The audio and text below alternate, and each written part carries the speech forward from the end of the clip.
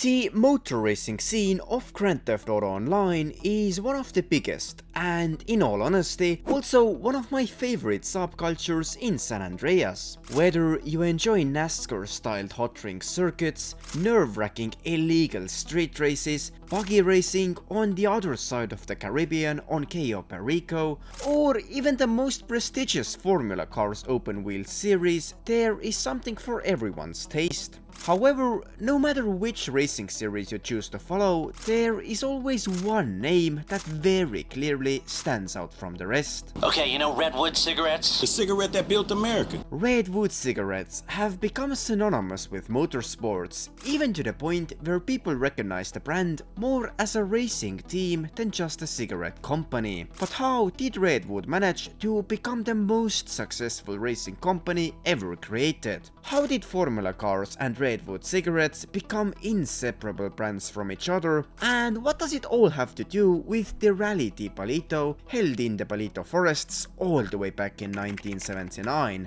Well, as I have made my extremely thorough research in this topic, I found this company to hold a mind-blowingly deep lore behind the seemingly modest sponsorships. So, without further ado, this is how Redwood cigarettes conquered motorsports. The Redwood Cigarette Company is the market leader of tobacco-related products in not only the state of San Andreas, but also in Liberty City, Vice City, and the surrounding Oneida state. They are created after the Marlboro Cigarette Company in real life, which also has a profound history of sponsoring F1 teams in the past, mainly Ferrari and McLaren. However, to understand the further lore behind the success of the in-game Redwood Racing Company, we have to go all the way back to the 1940s. You see, already back then, the cigarette market of the US was extremely oversaturated. Redwood cigarettes had a fierce rivalry with their main competitor Debonair,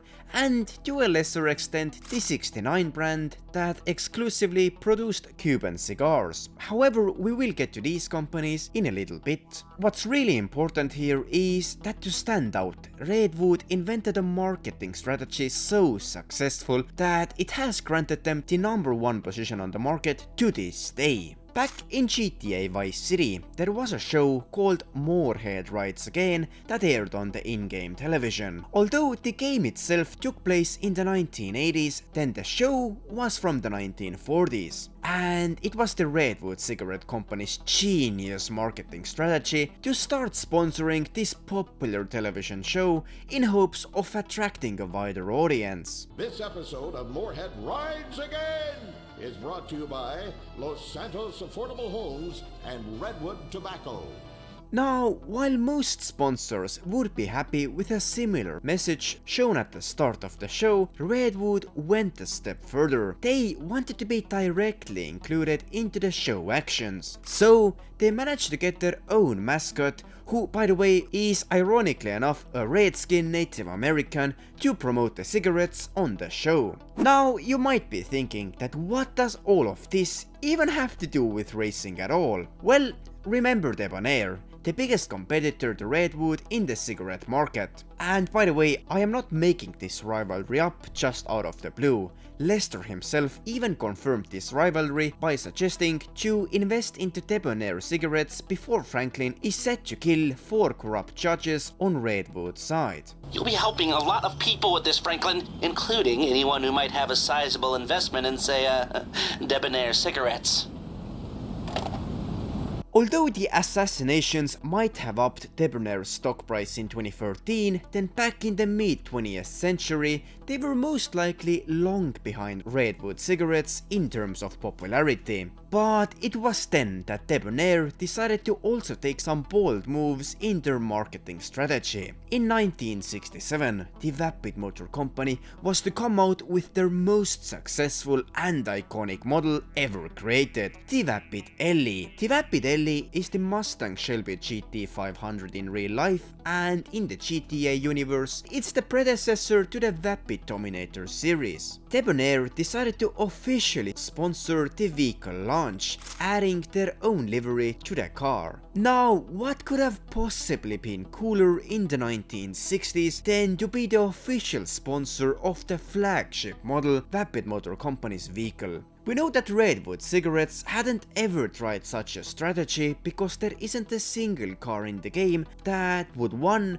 Have a Redwood livery and 2. Be an older vehicle than the Vapid Ellie. The oldest car that holds the Redwood livery is the Gauntlet Classic, which was released in 1971 and which was most likely a retaliation against the widely successful Debonair's Vapid Ellie. So being the official partner of Fly US airline company, advertising your products to children, and being included in an old 1940s television series didn't quite cut it anymore. But what could possibly be cooler than being included on Vapid sports cars? Well, what about sports cars that were competing against each other? You see, in 1979, the Paleto forests were chosen as the location to host the San Andreas rally stage. Its rugged terrain, mountainous forest roads, and the scenic location besides Mount Chiliad made it a dream location for such an event. Not much is actually known about the rally, as there are only a few signs in the game that hint towards this rally even happening. However, it was this rally that brought Redwood cigarettes enormous success. You see, during the same time, the German vehicle manufacturer Obey had just come out with their new and flashy rally car called the Omnis GT. The Omnis itself, based on the Audi Quattro, later became an iconic car in of itself. However, back then, Redwood cigarettes decided to become the official sponsor for the Obey rally team, with a livery that is possible to put onto the car even to this day in Los Santos customs garages. The Omnis was at the time one of the only vehicles in the entire world that was specifically built for rally races, which brought the team huge success in Rally de Paleto. And from that point onwards, Redwood Racing was born. After the cigarette company saw the enormous success that racing advertisements can bring you, they dived into the motorsport racing with a full throttle. You see, Redwood understood perfectly that it doesn't even matter how many times people see your advertisements. What matters is how cool does your advertisement make smoking look. Redwood started sponsoring the racing scene very heavily, anything from simple billboard advertisements to huge blimps that show the ad to entire cities. Deciding to also sponsor racing also gave Redwood a huge advantage. They could now market their products to the wealthiest part of the American population, as racing has always been a sport for the rich. Knowing that, Redwood also launched their new line of cigarettes called the Redwood Golds. It basically became something very similar to what Red Bull is in real life. Anything from F1 races, rallies, football clubs and celebrities to extreme sports and stunts, and even going to fucking space jumping. Although Redwood's reach doesn't yet include space, then they are a considerable force nevertheless. Throughout the decades, they have become part of the United States pop culture, sponsoring Vinewood celebrities, old school vintage bravado gauntlets, and even racetracks. For anyone who doesn't know, the racetrack near the Grand Sonora Desert that has been under construction for over 10 years straight actually carries the name Redwood Lights Track, meaning that the supposedly coming racetrack will also be sponsored by Redwood cigarettes. Despite it being under construction, then there have already been motorbike races happening on the track, including a Grand Prix stage called Redwood Lights District. The motorbike series also has a Redwood Racing's own team competing there, a team that is using the Pegassi Patty 801 motorbikes. Other than motorbikes though, Redwood is nowadays also sponsoring the illegal street racing scene, where they have competing a Sultan RS, a Sultan RS Classic, an LH Retro Custom and an Übermacht Sentinel Classic Widebody. but there are also two most important and prestigious race series that are absolutely crucial for the cigarette company. First of them being the hot ring circuit. The Redwood Racing team uses two different hot ring vehicles, the hot ring Sabre as well as the hot ring Everrun. Now, I might be wrong here, but in my opinion, the main competition that has really made the Redwood Racing brand so iconic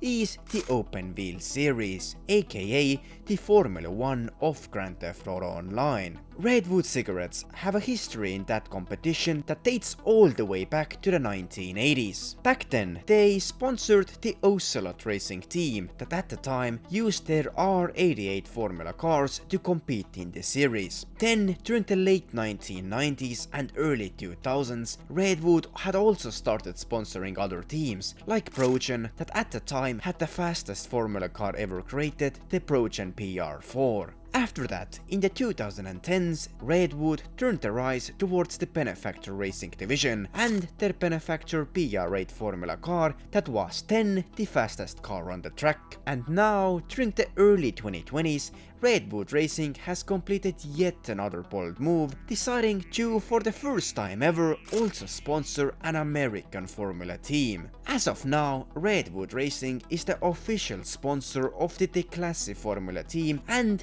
their TR1 Formula car, Declassi being the in-game version of the American car manufacturer Chevrolet. With Redwood's 45-year involvement in motorsports, they have grown to be the largest tobacco-related products company in the United States. Their automotive partnerships have proved to be incredibly successful. The same strategy has been tried to be copied by also Debonair, who has throughout the years sponsored GT Racing Series teams like Progen with their Progen Tyrus, or the more modern electric car series teams like Pegassi with their Pegassi Tesseract. But none of this has yet managed to become as iconic as the red livery of Redwood Racing. Anyway, that is it for this documentary. Thank you for watching and I'll see you guys in the next one.